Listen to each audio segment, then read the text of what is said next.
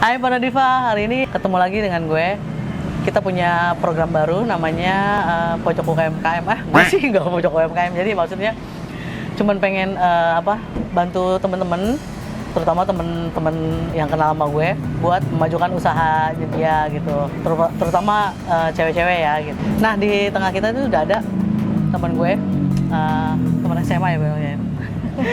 Ada namanya Nur Cahya, panggilnya Nui. Dia tuh punya kayak gini nih, orangnya istilahnya apa ya, semangat lah itu ya, etos kerjanya sih.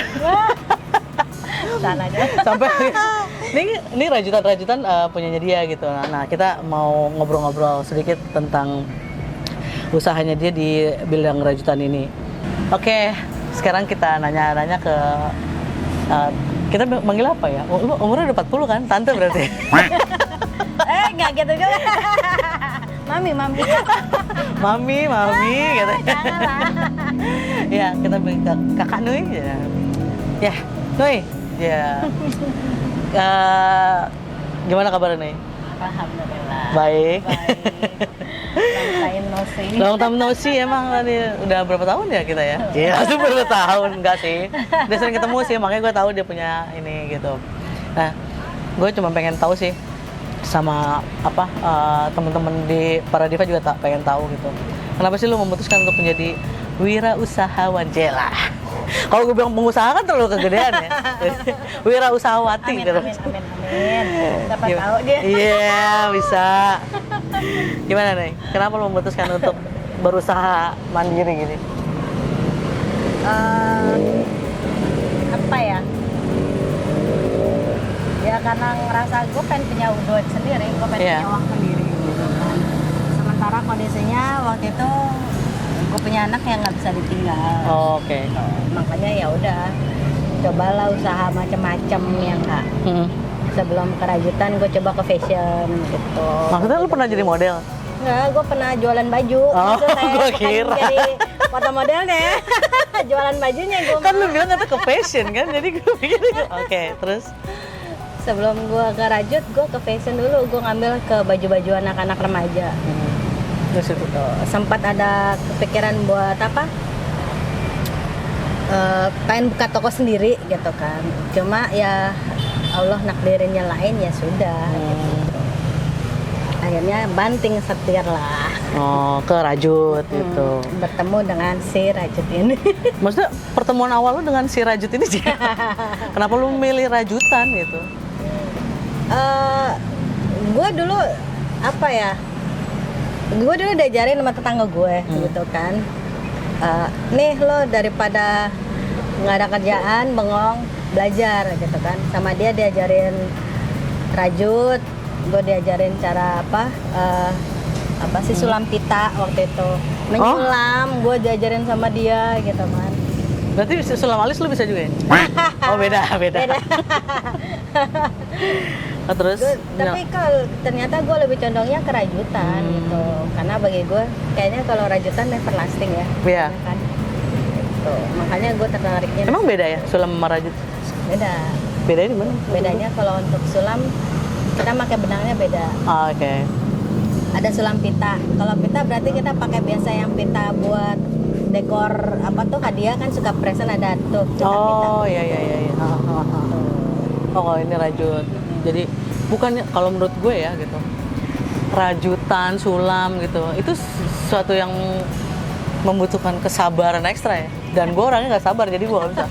Berarti lo sesabar itu ya menghadapi hidup gitu. Iyalah. Tapi ada kendalanya nggak sih awal-awal lo ngerajut? Adalah pasti. Kayak gimana tuh? Kalau dulu kan ngerajut itu kan medsos terbatas ya, nggak kayak sekarang gitu kan. Gue susah nyari tempat buat ngembangin gitu. Tadinya gue cuma bisanya gue bikin souvenir doang tuh, bikin bros kecil gitu kan. Karena terbatas, gue pengen dong bisa merambah ke tas, sepatu, ya nggak gitu. Akhirnya gue coba ngomong sama, waktu itu minta izin sama ayahnya gitu kan, sama suami, boleh nggak gitu gue kembangin. terus dia ngasih dukungan, support. Ya udah ketemu pertama kali gue dapat komunitas. Tuh, dulu di daerah Depok. Oh, jadi lo lewat komunitas itu lalu tergembleng gitu ya? Ya, dari komunitas itu pertemuannya tiap sebulan sekali. Kita bikin proyek apa ya? Oh, gitu kan. iya, emang sih. Nah, pertama kali lu bikin rajut apa? Gue bikin bros, Bu. Ya, kecil segini. Segini doang gitu. Tapi lama-lama gue dari bros, gue ke bros juga. Tapi modelnya macam-macam. Ada waktu itu baju, tapi model dalam bentuk bros gitu. Terus ada lagi bunga. Terus gue ada apa ya? Pokoknya ya masih itu dalam waktu lu pertama bikin bros itu berapa hari? Sebulan ada? Wah, lu kali. Ya iyalah, gue kan orangnya ini kadang suka males gitu. Berapa bulan, berapa hari lo bikin bros? Gue pertama kali bikin wow, itu bros. Sekitar 4 sampai 5 jam. Oh, lah lo cepet juga ya belajarnya ya? Satu. Gitu. Belajar di mana sih lo? Sama tetangga gue. Oh, sama tetangga. Gitu. Jadi begitu pas dia, ini lu udah bisa, ya udah tinggal lu kembangin aja gitu kan. Ya udah akhirnya gue kembangin.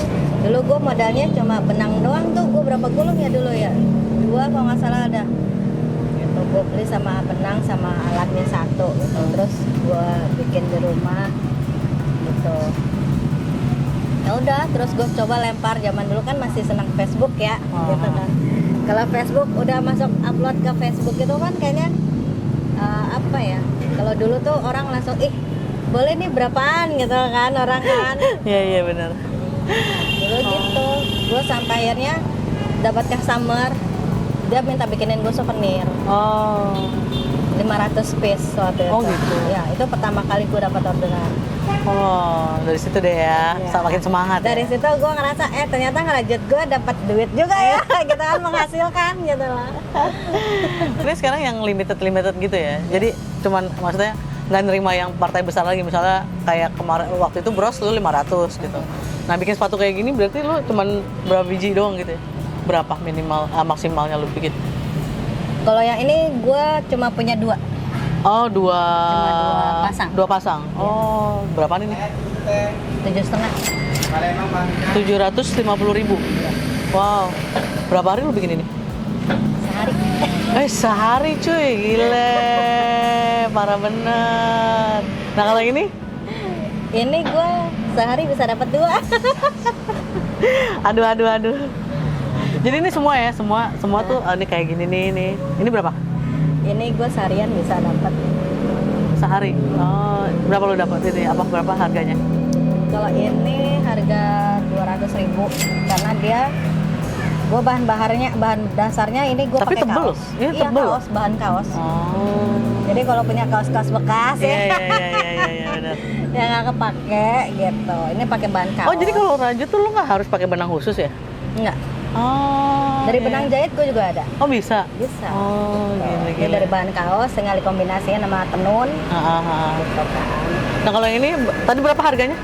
Itu 150. 150, guys. Tuh, 150.000. Itu sendal? Ini sendal juga gue bikin sehari jadi. Wis gile. Karena waktu itu gue lagi ada buat pameran di JCC. Nah, oke. Gue kan waktu itu sempat pameran di JCC. Gue bingung gitu kan.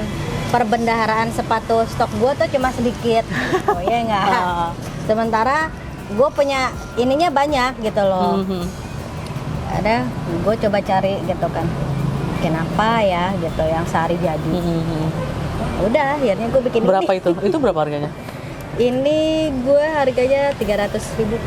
Oh, 300. Oke. Nih, lu berarti udah berapa tahun jalanin ini? 10 tahun lebih. 10 tahun. Nah, waktu pertama lu dapat orderan 500 piece bros ya? Itu satuannya berapa? Bros? Zaman dulu masih murah, Sar. Berapa? Masih istilahnya bangsa range 3.500-an, 2.000. Kalau untuk Satunya? souvenir gitu kan, apalagi untuk souvenir gitu kan, karena kan partai besar. 500 waktu itu, 500 biji lu bikin berapa hari? Sendirian apa? Sendiri gue Bu. Gila lah. Udah kayak siang jadi malam, malam jadi siang. Gila. Nih, contoh wanita tangguh nih. Gila.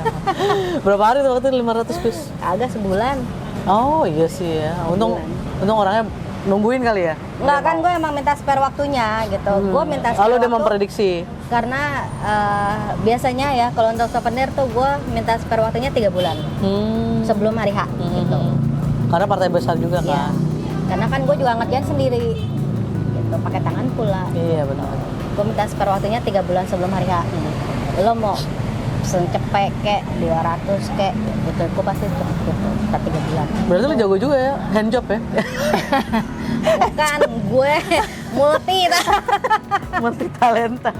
multitasking. Berarti dari tahun berapa lu? 2012. 2012. Berarti udah lumayan ya, udah 10 tahun lo ya? 2022. Dari awal, nih ngomongin ini ya, biar orang-orang tertarik. Itu peningkatan pendapatan lu dari lo awal, ya katakanlah tiap per tahun itu ada kenaikan berapa gitu? Gue modal awal cuma 3 gulung benang Bu, 30.000. Waktu 2012 itu? Oh. Sekarang modal gue alhamdulillah udah hampir 20 juta. Oh ya? Gile tuh. Itu modal doang ya. Asal tekun ya, asal giat ya. Kalau misalnya kagak tekun, kagak giat mah percuma. Percuma modal ya, udah mentok ya. Aduh, parah emang itu. Berarti alhamdulillah banget ya bisa nyekolahin anak lo ya. Oh, oke. Jadi tinggal ekonomi terbantukan lah. Oh, oke. Terus sekarang lu jualannya di mana aja gitu? Kalau sekarang gue udah lepas dari komunitas. Oh, udah. Gue udah mandiri Udah sendiri. bisa mandiri ya? Dari mulai anak gue umur 5 tahun, dari mulai dia mulai sekolah tuh gue udah lepas gitu. Karena kan jarak jauh ya. Terus waktu juga nggak mungkin karena kan nganterin dia sekolah, gini-gini ada kegiatan lain. Yeah. Jadi akhirnya gue lepas, gue mandiri sendiri. Oke. Tapi nggak kesusahan kan lo maksudnya untuk berkembang lagi gitu? Cita-cita lo apa nih dalam beberapa tahun ke depan? Gue cita-cita gue pengen punya galeri di rumah. Oh, tapi lu sekarang jualannya emang di mana? Maksud gue, lu nggak punya galeri? Di rumah gue ada, cuma masih campur aduk lah gitu kan. Gue pengen ya kalau bisa ya, insya Allah di depan rumah, di dalam rumah. Jadi kalau lo masuk ke rumah gue, itu ada pajangan beberapa ini gue hasil karya. Boleh spill nggak? Maksudnya rumah lu di daerah mana gitu? Tapi nggak usah RT RW-nya. Rumah gue di daerah Matraman. Oh, oke. Nah terus lu jualan selain katanya lu ada galeri di apa? Oh ya, jadi selama gue lepas, gue kan gue minta ke kecamatan kan. Jakarta Timur ya, Jakarta tempat Timur. Gue iya, gue minta kecamatan, minta istilahnya pendampingan dari mereka. Iya. Gitu kan. Karena kan kalau kita maju jalan sendiri kan kalau nggak pakai modal gede kan susah. Iya susah. Dan gue minta pendampingan dari mereka. Produk gue alhamdulillah kalau tiap masuk kurasi tuh lulus gitu loh. Jadi kan kalau tiap lo mau pameran di JCC pasti kurasi dulu gitu. Istilahnya seleksi dulu layak nggak gitu kan. Mau masuk di galeri wali kota pun juga gue kurasi dulu gitu. Waktu itu di Dekranasda dulu ke tiap ada 2 tempat gitu di Dekranasda yang Dewan Kreasi Daerah ya, kerajinan tangan daerah itu gue masuk situ. Oh ada produk-produk di situ lah. Kalau misalnya mau lihat berarti coba ke Dekranasda salah satunya ya. Daerah mana sih? Di Galeri Wali Kota Jakarta Timur. Galeri Wali Kota Jakarta Timur. Itu gue cari nanti Pak produk gue ada di situ. Oh siap. Oke, nah sekarang di medsos lu jualan juga? Maksudnya medsos lo apa gitu? Silakan di spill. Kalau medsos gue kebanyakan tuh posting di Instagram. Instagram namanya Panaya Crochet gitu. Oh, Panaya, PANAY, crochet itu gimana? CROCHET. Oke, Panaya Crochet. Terus kalau di Shopee, Tokped? Shopee gue ada Panaya Shop namanya. Panaya Shop. Tokopedia? Sama Panaya Shop juga. Oke. Itu kalau mau silakan tertarik dengan yang rajutan-rajutan. Katanya lu udah pernah dapat pesanan dari luar negeri juga ya? Iya. Oh, itu gimana ceritanya? Masih skala kecil gitu kan, karena kan gue masih ngerjain sendiri gitu. Kalau untuk mempekerjakan karyawan itu gue masih belum berani ya. Jadi waktu itu gue dapat pesanan buat ke Jerman, buat ke Belanda, sama buat ke USA. Waduh, set udah luar negeri juga dong. Wah, gila. Udah pernah dipakai di luar negeri nih, ya kan? Kita coba gue suruh artis make nih, artis. Artis. Ini artis. Ada berapa terakhir sih yang gue mau nanyain? Ada nggak sih produk yang bukan produk sih, maksudnya hasil karya rajutan lu tuh yang kira-kira susah banget gitu lo bikinnya? Atau lama lah bikinnya gitu? Sweater mungkin, atau lu kan kali pernah bikin sweater juga kan? Ya. Kayak gimana tuh contohnya? Ada nggak lo? Ini gue bikin, sebenarnya sih setiap produk yang gue bikin itu punya cerita tersendiri ya. Nah ini jadi gue bikin pakai benang impor. Warna benangnya itu karena anak gue yang minta. Oh, ini requestnya anak lo. Yes.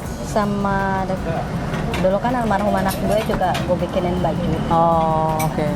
Jadi gue bikinin baju. Almarhum anak gue yang meninggal kemarin. Iya.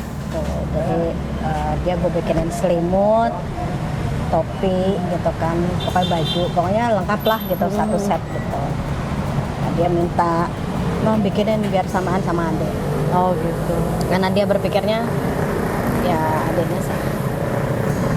Oh, oke. Tahun berapa itu? Ini? Enggak, ya itu bikinnya. Baru 2 tahun kemarin. Oh, jadi kejadian itu juga 2 tahun yang lalu? 2010 ya? 2010 ya. Jadi setidaknya anak lo juga sangat menginspirasi lo ya untuk. Terus lo ntar kalau udah gede anak lo mau lo suruh ngikutin jejak lo apa gimana? Enggak sih, gua mah tergantung dia. Terserah dia mau jadi apa ya enggak. Tapi dia punya basic. Dia udah punya basic. Jadi karena sering ngeliatin emaknya kali ya. Dan juga dia suka ngomong, "Mah ajarin dong," gitu kan. Ya. Dia basic punya gitu. Cuma gue nggak pernah memaksakan dia buat ngikutin harus jadi gue enggak. Oh, oke. Terserah dia mau jadi apa. Yang penting basic dia udah punya. Kalau emang mau dijalanin ya enggak. Ini tuh juga menghasilkan. Oh, oke. Berarti intinya apapun lo usaha lo gitu ya, atau asal lo punya keinginan, pakai benang sulam 3 gulung pun jadi ya. Iya. Bisa jadi 20 juta lo. Dengan proses yang hanya gitu. Oke, kalau gitu kita udah dengerin kisahnya si Kakak Nui, Kakak Nui. Kita doain biar Kakak Nui terus sukses. Mohon dukungannya buat teman-teman kali kalau misalnya ada yang tertarik silakan kunjungin medsosnya Panaya Crochet atau enggak ke Panaya Shop dan Shopee Panaya Shop gitu. Kalau mau kenalan sekedar itu juga nggak apa-apa gitu. Kali aja tertarik kan ke depan-depannya. Gitu. Oke, thank you Nuri atas waktu luangnya udah mau ngenalin ke teman-teman para diva semua. Mudah-mudahan sukses terus. Amin. Dan salam modal 20 juta. Amin. Thank you. Bye.